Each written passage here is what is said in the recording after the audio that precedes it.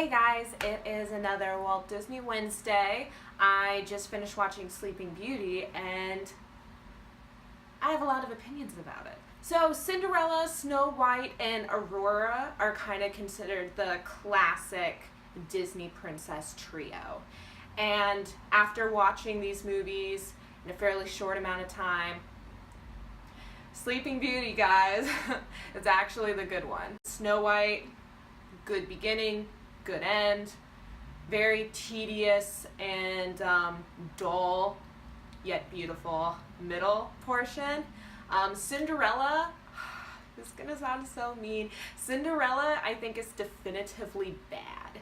I give these movies a little bit of leeway because of how old they are, and there's just different pacings and sensibilities compared to today's entertainment, and I understand that.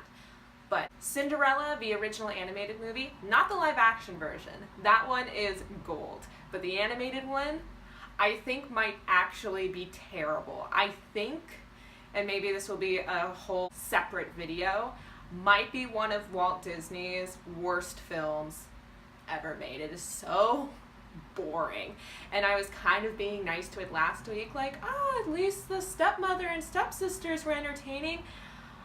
Nowhere near as fun to watch as Maleficent, just from her character design to the way she talks to her awesome dilapidated castle and her powers. She is just, she's cool. She's memorable. Snow White is the first one. It's significantly older than these other movies, so that gets a little bit of pass. And the parts that I find so boring might have been really, really entertaining to people back in the day. But Cinderella was a frustrating movie to watch. It wasn't just that this whole Tom and Jerry thing that they had going on was like super boring and kind of made me roll my eyes.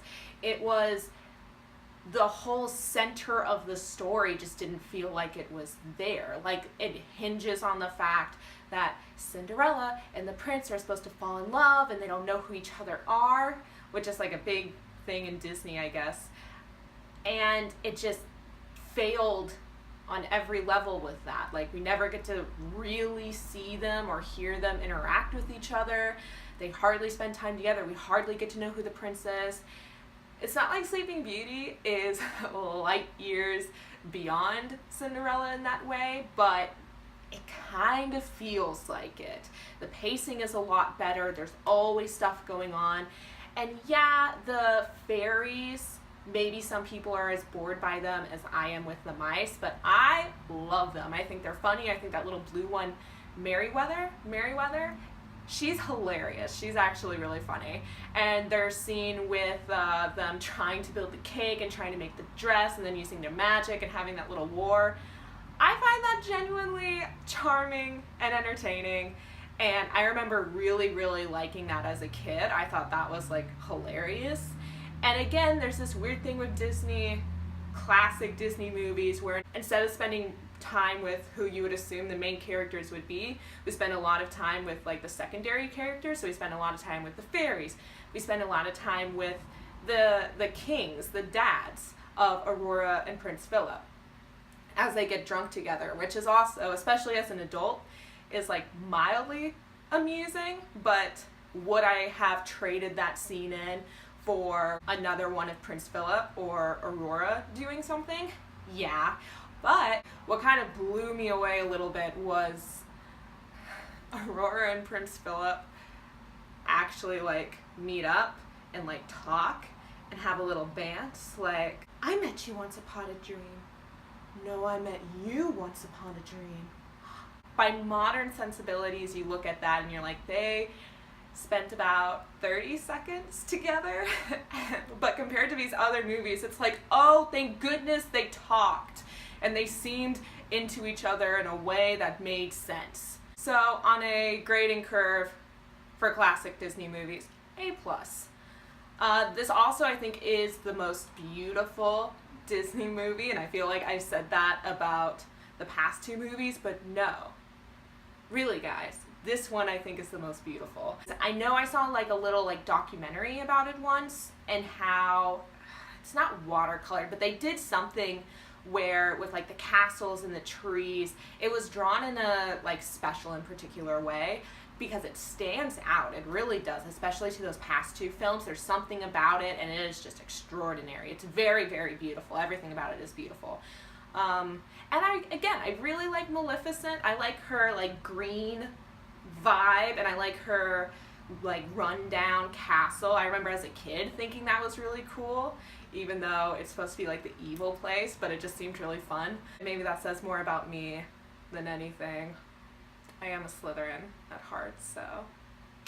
I haven't seen this movie in a while, and I remember reading on Tumblr years ago, there was this like big post about how Maleficent, the reason that she was a bad guy, the reason that she went and cursed this king and queen's only daughter was because they didn't invite her, and that was extremely rude of them to not invite her. And if they only extended their hand out to this woman and brought her into their home, all of this drama could have been avoided. And that just kept running through my head where it's like, I think you missed the point.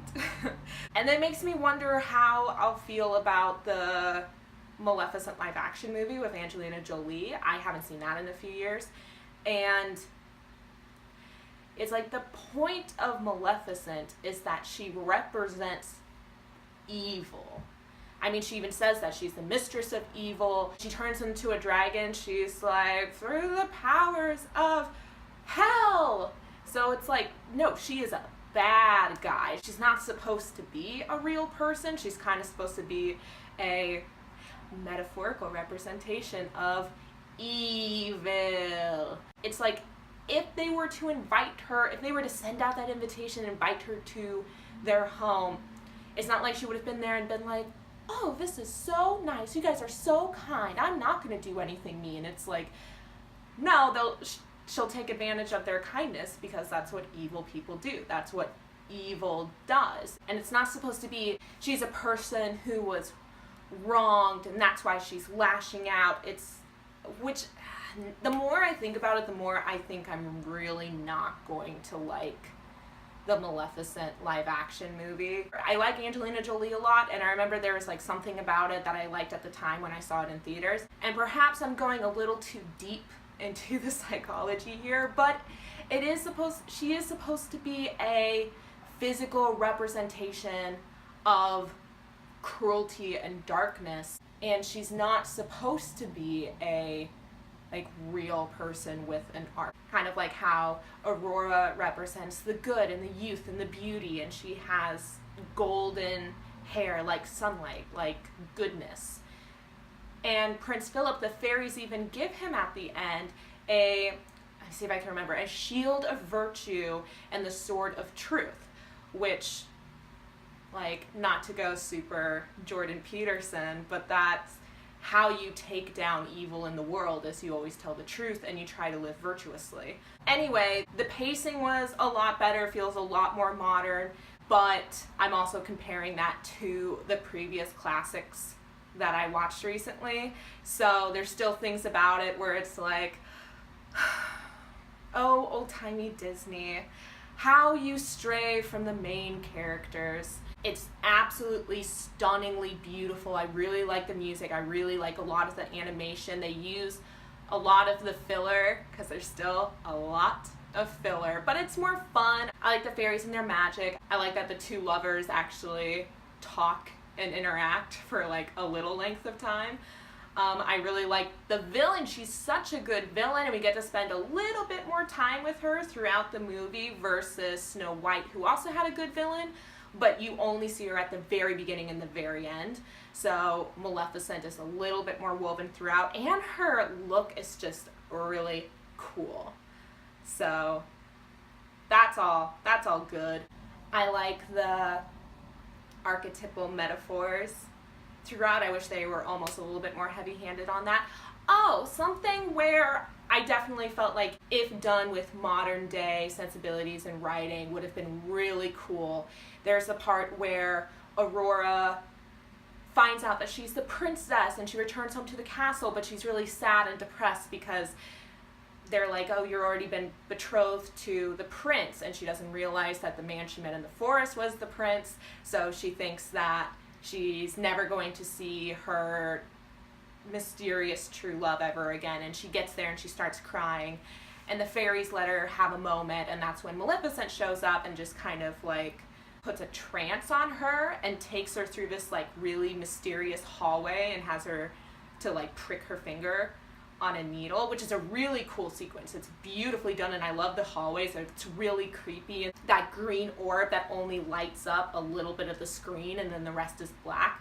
Really effective.